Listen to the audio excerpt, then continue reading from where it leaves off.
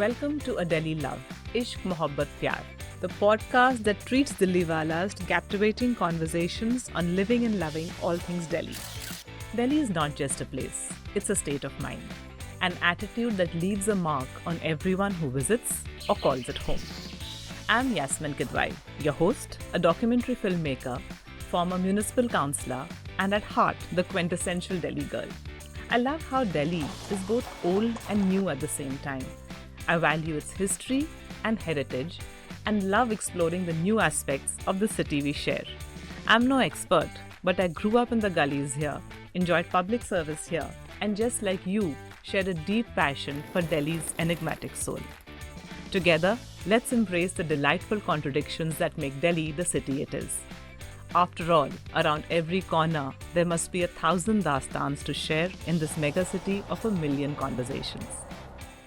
While Mumbai is known as the city of dreams, with the stock market, film industry and work opportunities for all, Delhi, I believe, is the city of the entrepreneur. Over the centuries, the city's access to power has created opportunities that dreamers have been able to leverage. At the same time, the city has always offered work and a roof to people from everywhere. For those who came seeking refuge, survival drove their entrepreneurial spirit and dreams. It is from Delhi that you hear stories of courage and resilience, of embracing the chaos of possibility. Today, we are meeting one such entrepreneur, Ajay Jain, who is known to many Delhiites as the KUNZUM guy. But what many may not know is that Ajay is an MBA and mechanical engineer, the typical Delhi parent's dream boy. But then, Ajay switched careers, defied many a convention, and reinvented himself at least twice, while creating a next-gen Delhi adda for people who like coffee, conversations, and company.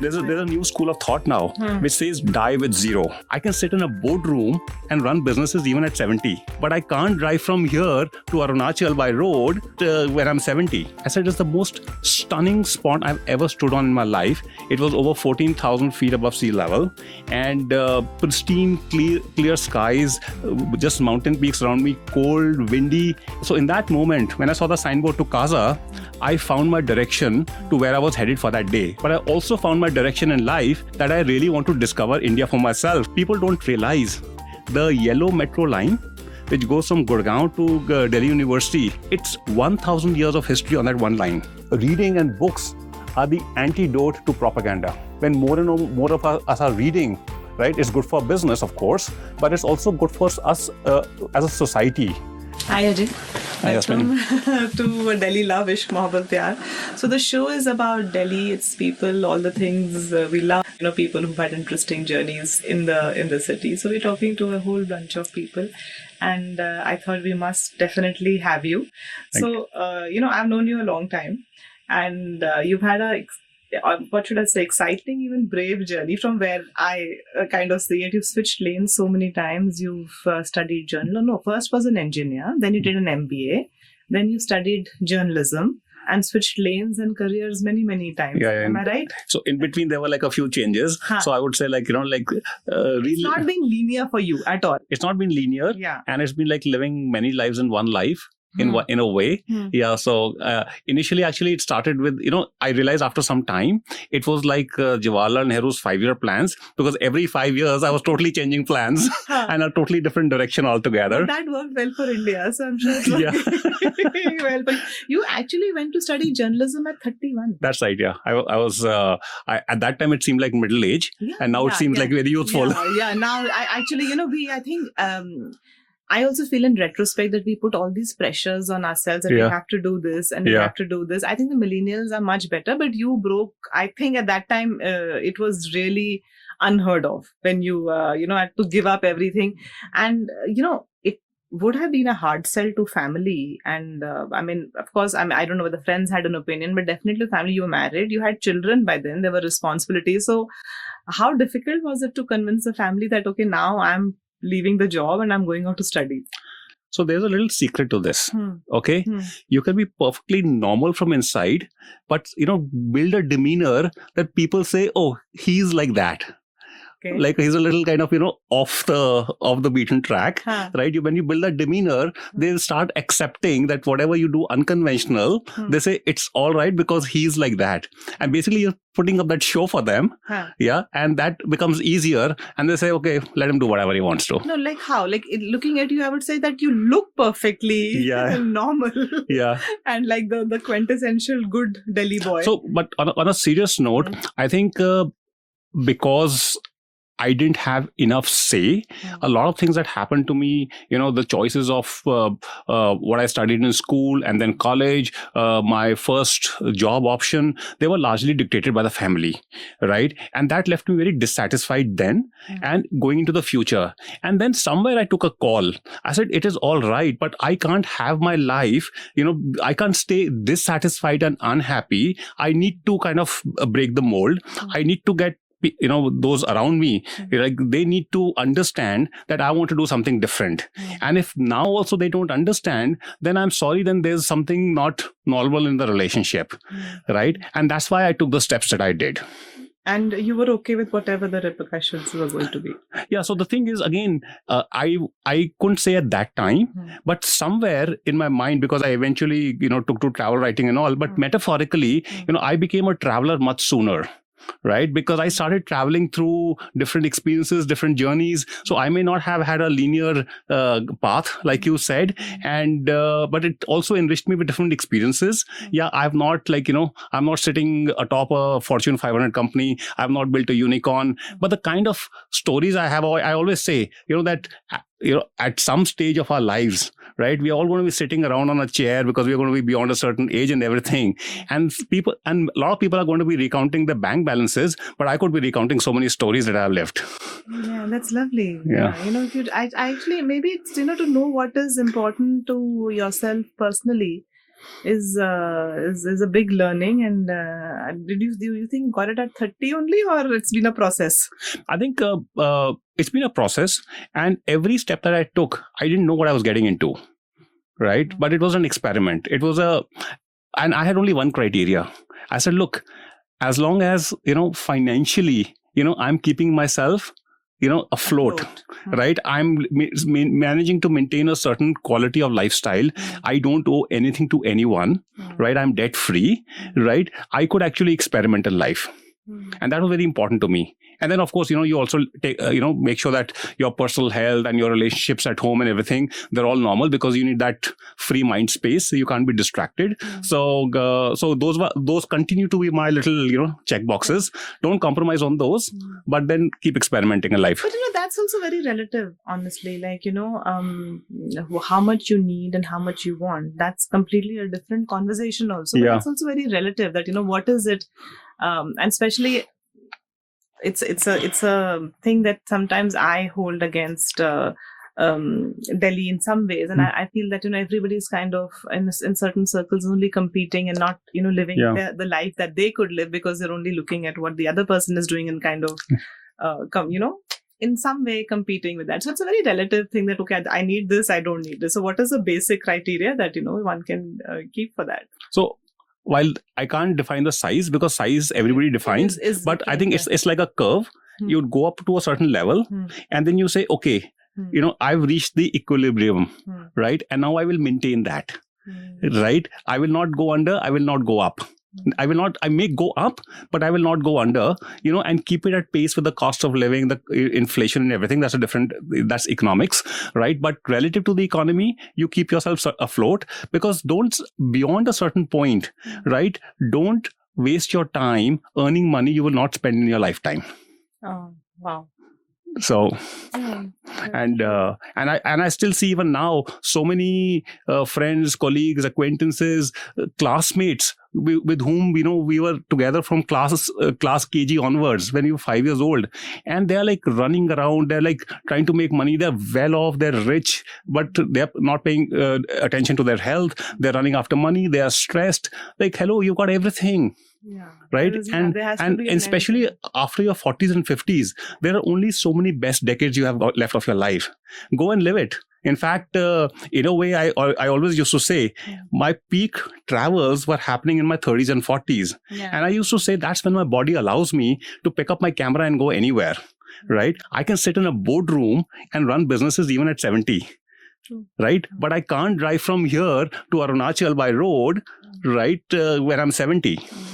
It won't be easy. You can, but it won't be easy. Yeah. But that's also something that you keep learning as you grow older. Yeah, but you have to keep you have to have some retrospect. but the thing is, it's all in the mind. You have to talk to yourself. You have to take a call, right? And especially, like a lot of us come from backgrounds. We've had good schooling. We've had a good education. Our early years are formative years in work. We created a certain value. We'll always be invaluable to somebody. Even if we take a break, we can always come back. Somebody will want our services and pay for it. Yeah, but then that kind of, how do I say, the insecurity of it. But, you said a very simple thing that to kind of earn enough for your life. Don't earn what you don't need to spend in your lifetime. But then people are, thinking of generations and wealth accumulation. Well, there's a new school of thought now, which says die with zero. Which I haven't heard of that. Which means that whatever you've got, spend it in your lifetime. Right? And I was reading an analysis the other day. It also said that, okay, let's say your net worth is X, right? Progressively spend that X while you still can, right? And by the time your last years are there, you basically spend it. And you say, oh, I'm going to leave it behind for somebody. But given our normal lifespans, that somebody is usually our children. And by the time we pass, our children themselves are 60, 70. That's true. So they also haven't enjoyed it. So the thing is, leaving money for them, they would be past their best years. So they will not really enjoy that money. Yeah, that's true actually. Yeah. Right. So the thing is, live for yourself, make your children capable. So they have their own lives and they have their own incomes and they have their own financial security. Let them lead their lives, but you live your life. Don't say, okay, I'm going, and because the thing is, let's face it, when you die, no matter what your bank balance is, right, what you're going to remember is what you did with your life. Right? And you don't want regrets at that time. Yeah, we'll regret dying. Everybody will regret dying. But the fact is, okay, since that is not a choice, you have to, then you might as well at least reflect back and okay, while I was here, I had a good time. True, that's true. So, coming back to your little non-linear journey, when you returned from studying journalism, you said you had a very successful tech blog. And then you gave that up for travel writing. So travel blogging. So what happened at again the some Kida bit? Well, the thing is, because when I came back, because of my background, because of my degrees, you had an engineering, right? So I was overqualified to get conventional journalism jobs. So the only job I could get was as a business journalist, right? I did that for a couple of years. I said, I've learned what I wanted to, but I wanted to do public interest journalism, but there wasn't much scope in that.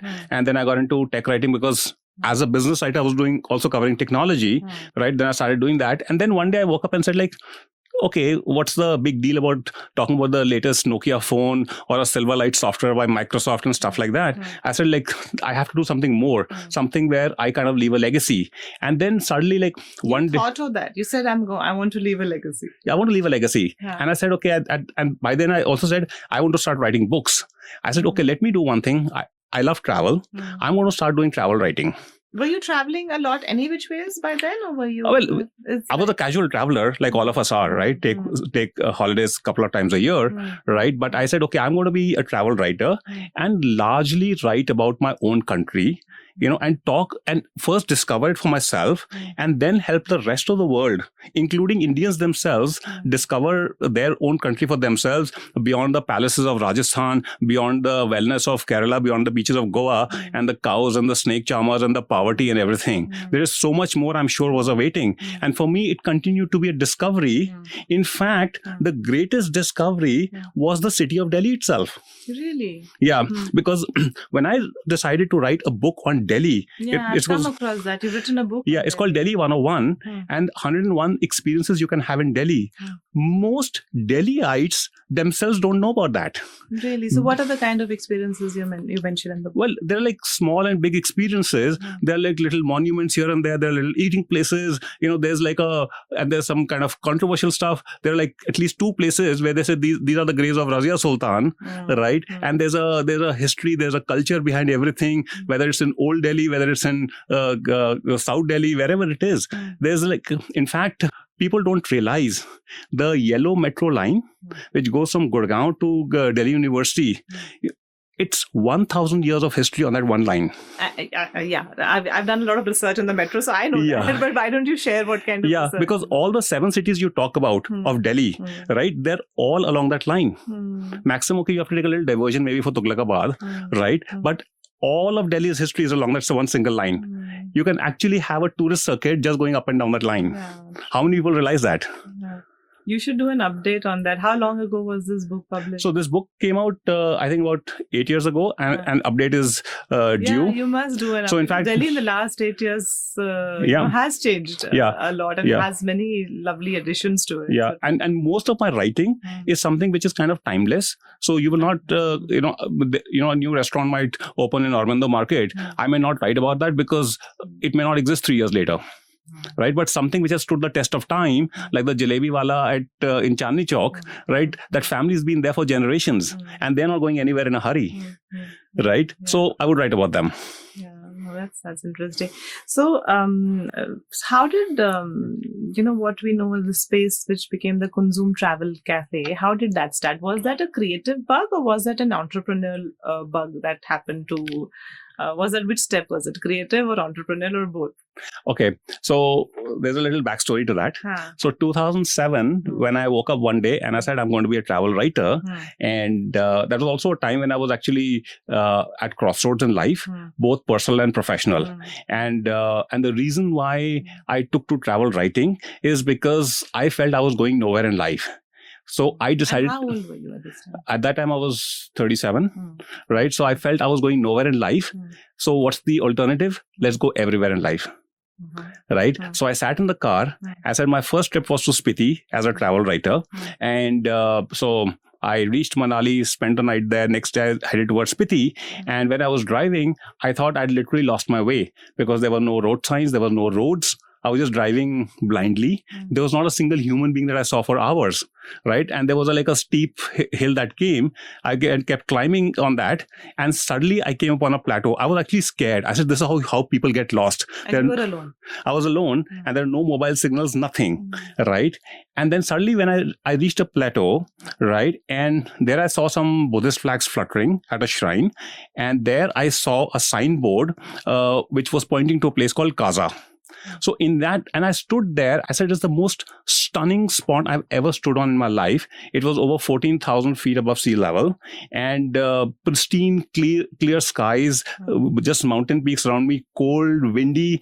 And so in that moment, when I saw the signboard to Kaza, I found my direction to where I was headed for that day. I said, okay, I'm not lost today. But I also found my direction in life. That was validation that I really want to discover India for myself. I said, if on the second day of my life as a travel writer, I'm standing at this stunning spot, imagine what else awaits. That spot I was standing on is called the KUNZUM Pass.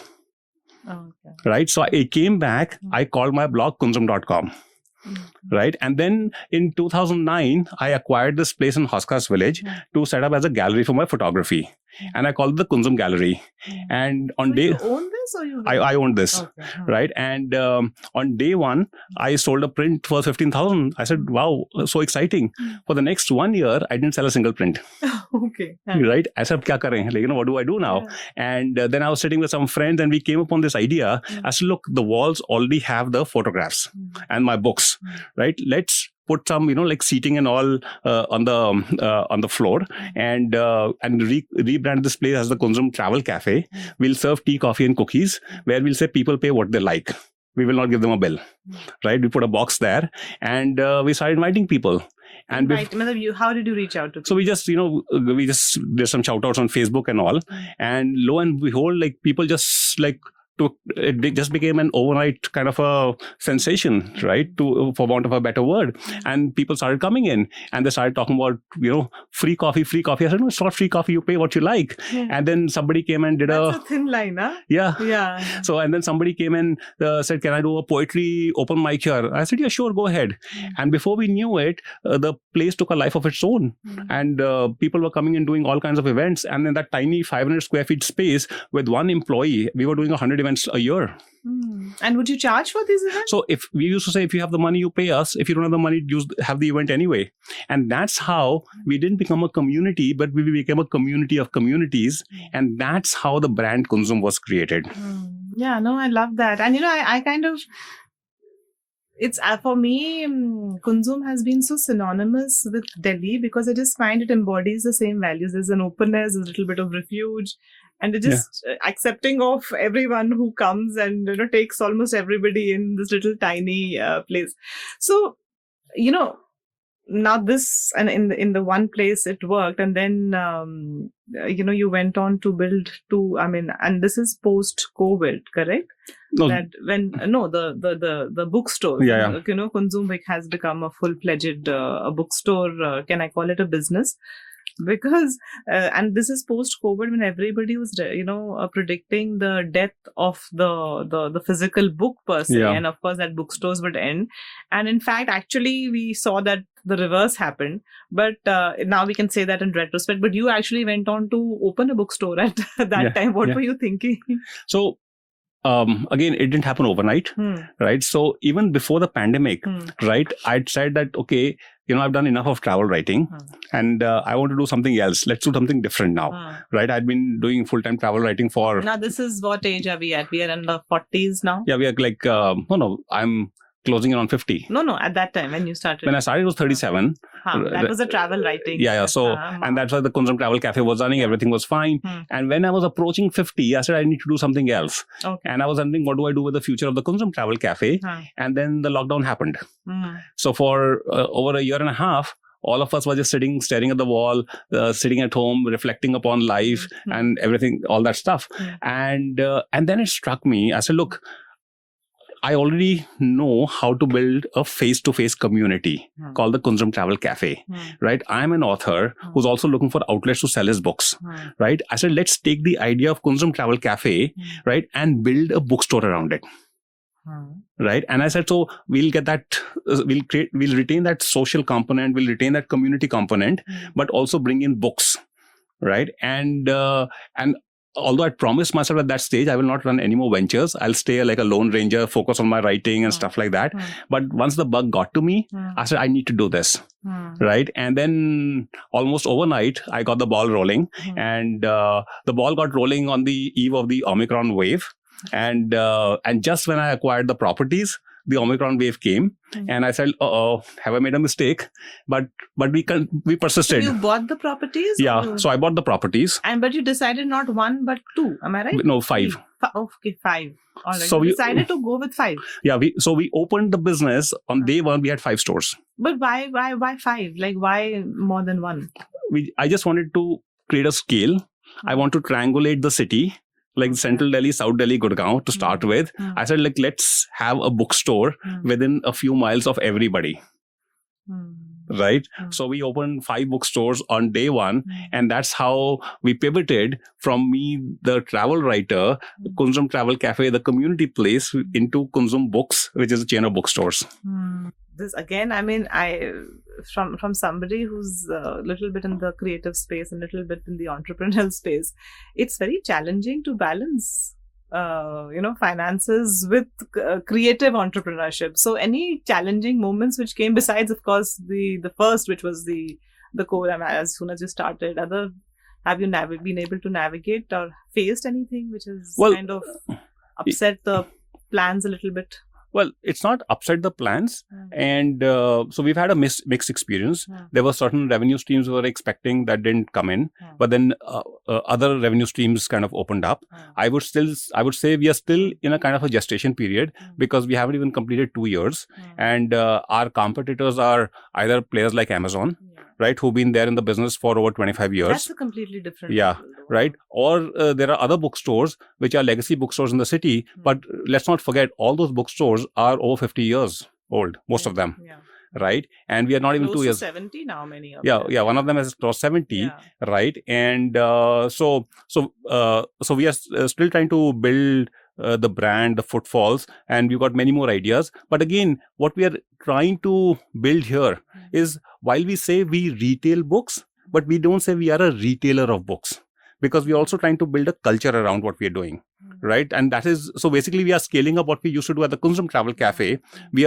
All our spaces are designed to host events, not just literary events, but we do theater, we do stand-up comics, we do films, we do live music, we do talks, discussions, debates, we do all kinds of stuff. And then again, how does this work?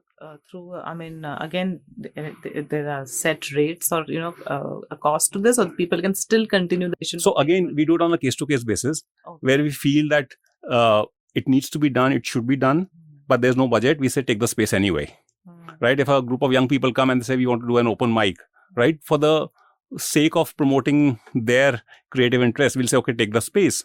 But if a brand comes and says, okay, we want to do a certain kind of an event, we say, okay, you have the budget, why don't you pay us, right? There are artists who come, we maybe divide the gate money. We also say that, okay, if the gate money wasn't enough, you can keep all of it, no problem, because, you need your bare minimum at least. So we have a very kind of an open and a very flexible model. And that works. That works, because again, that's how, see, otherwise what happens is every space you go to, right, there's like a price tag to it. Right? While they do give the space for certain kind of events for free, but whether you go to a Habitat, IIC, you go to any hotels, you go to the Shriram Center, everybody has a rate card. Right? But if you want to do something which is like a little more free-flowing, experimental, you may or may not have the budgets, right? So many people come to us and record their podcast at KUNZUM. Right? And because they find the space suitable, we said, no problem. Like, what do we charge you? Okay, use our space as long as you're not disturbing our guests. So we like. But then, how does this actually help the business? Well, like I told the team the new team that I hired for the KUNZUM bookstores, I said, look, if we had launched this same business exactly the same way and called it a brand ABC, or we're calling it KUNZUM, the legacy that was in Delhi since 2010. Right? I said, and that legacy, that brand got created because of a certain philosophical approach to how to create public spaces. Right? And we continue with that because that's what made brand KUNZUM. In fact, many of our friends and people who loved the brand, they started calling themselves KUNZUM Walas. Oh, how lovely. Right? I said, look, if that is what KUNZUM was built on, let's not disturb that spirit, no? Right? It's like, to give a rough analogy, right? When Coke changed their formula, right? Sales tanked, right? They had to go back to the Coke Classic, right? When you got something going for you, when you are representative of a certain kind of an ethos, a certain culture, a certain philosophy, a certain way of thinking, at least don't change that. The commerce you can still make up by being a little more aggressive in selling books. You can do more events. You can get sponsors in. You can make up for there. But don't lose that essence for what brand KUNZUM was known for. So, most bookstores are actually built around the concept. A community is very strong with every bookstore, and that is the case with you. There is a community. But besides the space that you provide for an event, how does his KUNZUM different from other bookstores which are already there in Delhi? Well, one is the design element itself. Right, we made sure that the spaces are well lit, the aisles are easy to browse. I think just the sheer space. Yeah, so the curation is so important for us, right? And we don't want books, kind of falling on you. We've created spaces for people to sit, browse through the books, have a coffee. We don't charge for the coffee. That still continues. That coffee is on the house, but with a rider. That you will be served coffee on the house when you buy a book, but you can't pay for the coffee separately. Right? We don't offer Wi-Fi anymore, right? We don't encourage use of laptops. We say for that, you can go to the Blue Tokais and the Third Wave Coffees and sit there, but don't use our space as a co-working space. This is a space for books.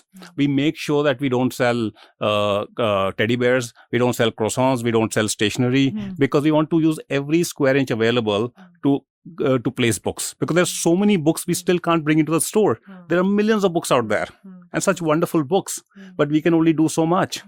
Right? And that's how we are kind of trying to be different, because the design element, the whole culture, there are no entry barriers. You come, you relax, you feel relaxed, that whole vibe. Otherwise, most bookstores, right? After you've done the transaction, there's nothing to do. Now, some bookstores have built like a coffee shop inside, so you can go and sit in a coffee shop, right? But really, that's not integral to the bookstore. In our case, you're in the bookstore, everything is there, and that's how we're trying to be different. Yeah, it's lovely. This entrepreneurship is often a very lonely journey. You Yeah. know, the hits, the misses, I would rather say, outweigh the hits. And Kunzum was also not initially a success, but I kind of feel this community, like you were saying, the Kunzum walas who Yeah. kind of developed, have really kind of pushed it to keep it going. Do you draw a lot of strength from the community? I'm sure you do. I think they are a power. Yeah. Right? Because the way they talk to us, the way they show the love, the way they show that affinity, right? It's money can't buy, right? So that very simply. True. That's. In fact, I went to one of your stores the other day, and it was very nice to see a lot of youngsters coming in, and it was around 8 at night. But in front of me, a lot of them. So I really hope that having a space also encourages the love for books, and people actually are buying physical copies. Yeah. So the thing is, one, we aid discovery of books. Number one. Number two, when we do these events, a lot of people who come, right, they come with like +1, +2, +3. So the main person who's coming, they might be interested in books, but the others are just kind of tagging along. And we've seen they get drawn into the whole spirit of things, and we've seen non-readers getting converted to readers. Right. So that's again something which is kind of a little magical, and we love that. But we've been talking about entrepreneurship for such a long for some time. And do you even like that word? Because entrepreneurship is so planned, like step 1, step 2, step 3, do this, do that. But I've known you for a long time, and I don't know whether do you look at yourself more as an entrepreneur or more as a creative person, or now at this point in your life? But what you said earlier, that's the phrase I use often, and I've never heard anyone say that, is what you said, creative entrepreneurship. Right. And in a way, it can, from a purely numbers point of view, it can be a little oxymoronish. Right. But I think so. I think it's in a way, yeah, it's for profit, but it's for a cause, for a reason. And in fact, I'm writing a book, and only yesterday, as part of that book, I was writing that I don't keep things straightforward. When I took to travel writing, I said, okay, through my writings, if I can help people discover India, right, that's my altruism or my motivation. And likewise, for me to set up these bookstores, the motivation is to get more people to read. In fact, just a few days ago, we launched this new campaign called Time to Read. The whole idea is to get stakeholders together to expand readership in society. Because only then, when more and more of us are reading, right, it's good for business, of course, but it's also good for us as a society, right? Because I think reading is so important to start looking at life from different vantage points, right? And that is something that your social media feeds and your mass media are not going to give. Right? It's a dialogue we're not having in our classrooms. It's a dialogue we're not having in our homes.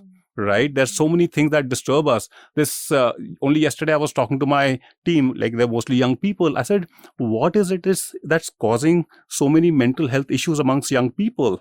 Right? And they say they didn't have a clear answer. They said there are many reasons, but one of the reasons is they said that when we are online, we see so much distress around wars happening and stuff like that. That disturbs us. And I said that's the reason why you should be away from your gadgets. I said, look, wars have always been a part of our history. In fact, we are probably overall the most peaceful era is now. If you look back in history, there was much more conflict than now. But you're getting affected more because you're seeing it more. Right? All the more reason, put your gadgets away, put all these feeds away. In fact, one of the authors we interviewed, he says, reading and books are the antidote to propaganda. Right? And so for me, yeah, it's a venture for profit, but that's not the only driver. Obviously, I was making money somewhere to be able to have invested in these bookstores, and I was making money more easily than what I'm going to be making through bookstores. But so I could have continued with that if money was the only motivation. So have you taken a big risk is everything has been put into the bookstore? Well, like I said, I'm a little prudent in my financial matters. What I said earlier, that make sure that you don't sink. So I would say, okay, I am going to allocate X amount of or X percentage of my net worth to the business, right? But I will not go below that. So now are you on a rental model or do you own all these? No, I own all the properties. Okay. Right. And so for me, I will not take a risk beyond a point. If it becomes unsustainable financially, it's not that I will keep putting money into it. I will not go into debt. I will not borrow money. Right. I will not, stake my house and my, my quality of life for this. But I don't think it's going to come to that because we're on the right track. And if things continue the way they are, I think we're going to be comfortably profitable within a year or so. But we were talking, you just mentioned a team. And in fact, you and me have had this discussion in the past that how do you get a team to buy into your vision? And, kind of look at something like it's your vision and you need people to buy into it because you can't do everything alone. Yeah. And, there has to be a sense of ownership which others get. How have you able to manage that a little bit now? You have a good team? Well, I hope they aren't listening right now. But I hope they're all listening and tune in. No, it's a challenge. Yeah. We also talk about it, that you have to have a buy-in and a sense of ownership which the team has to have. So I would say that I've been fortunate that my core team, a good part of the team is, very solidly in place. They're doing a good job. They know their job and they're actually holding everything together. And there's a small percentage which is a little fluid. Right. But we are trying to build stability there also by kind of not making the hiring mistakes that we made in the past. We've still made mistakes, even as recently as yesterday. But but also defining their roles very clearly, right? Making sure that they get the right support to deliver what we want, and also having clarity now on minds as to what we expect from them. Right? Because there is so much of it when it's led by one person is inside your own head. Yeah. And we've had these conversations that, we're not getting this and we're not being able to get the team to this. And what also happens is when it's you've been able to put it out. What also happens is when it's an ideas business, right? You're coming up with new ideas all the time. In your mind, okay, you might say, okay, I was thinking of this yesterday, but I'll drop this and do this. Yeah. But the team gets confused. But yesterday you told me to do this event and now suddenly you're saying, forget that event, do something else. Like, what am I supposed to do? Right? Yeah. But so they have to understand that we are also, KUNZUM is an idea in progress.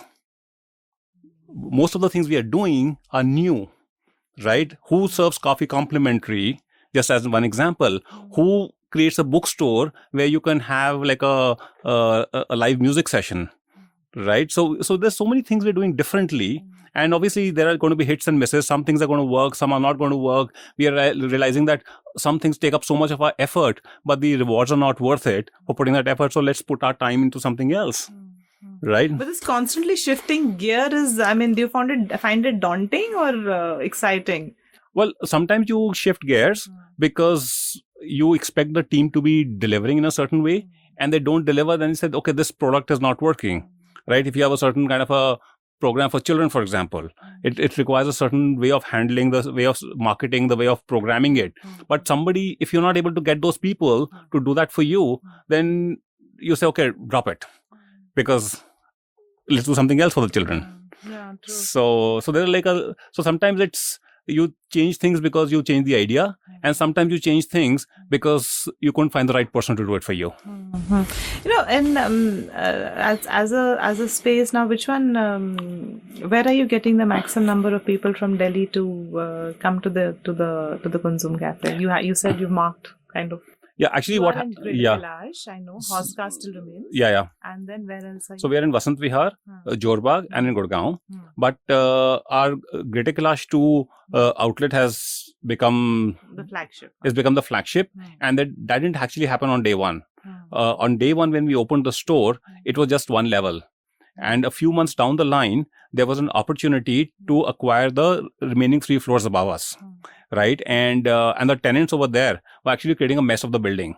So we took those floors, we added another floor of books, and we added 2 floors of what we call Theatre KUNZUM. These are 120 plus seaters where we do events. So initially we thought, okay, one of the floors will dedicate to an eatery and all, but then we also realized that there are enough eateries and coffee shops in town, including in the market we are in, right? But there aren't enough theaters, there aren't enough spaces for events.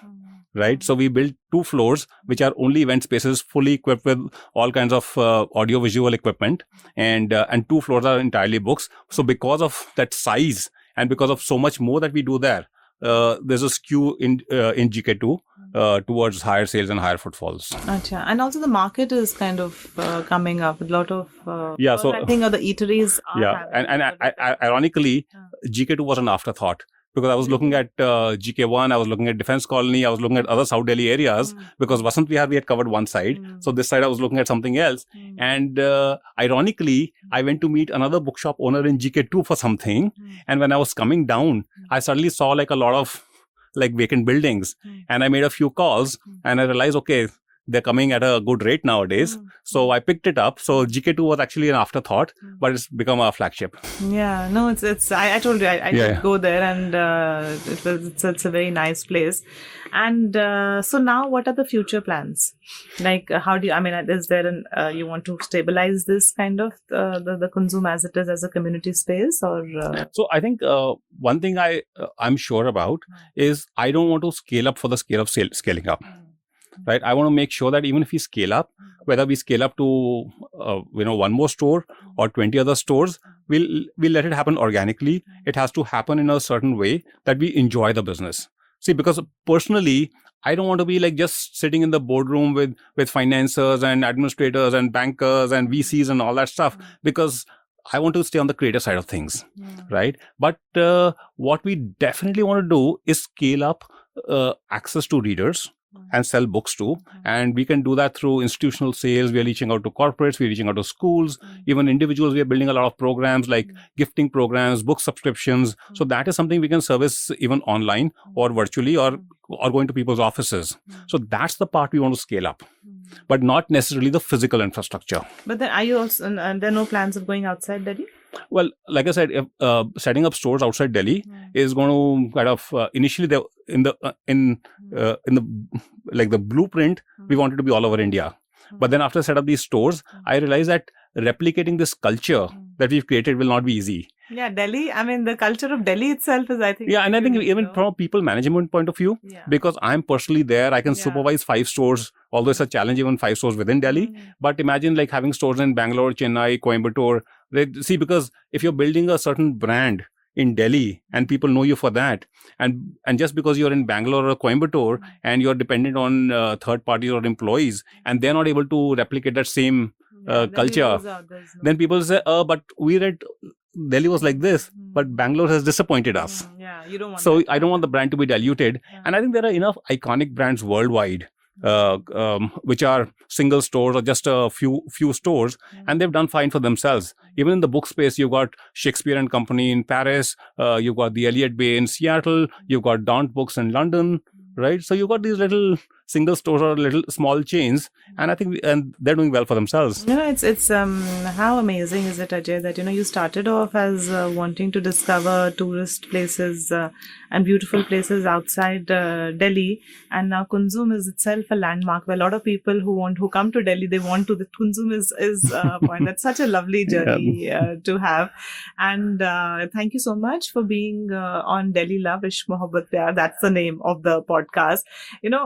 What I really love, besides that you've created these spaces, these bookstores, is the community that has kind of developed, and we that's I think that's what we need today, are these safe spaces, and where people can come together, have conversations, and that's essentially what we're also trying to do in the podcast, that have a space for conversations. You offer coffee, that's like the plus one you have on this. But thank you so much. No, but thank you for having me over. It was a lovely conversation, and while conversing with you, it's also like a reflection for me. So I'm going to go back with some fresh thought that I didn't have earlier. Great. And then we'll have one more conversation over coffee. Yeah, absolutely. With the Delhi Love, we speak to people from Delhi who have stories to share. Stories of those who are invested in the city. We help build communities and open conversations that make Delhi more accessible, welcoming, and adventurous. Join us next time as we explore Delhi's hidden gems, people, places, and stories on Delhi Love, Ishq Mohabbat Pyar. I'm Yasmin Kidwai. Until next time.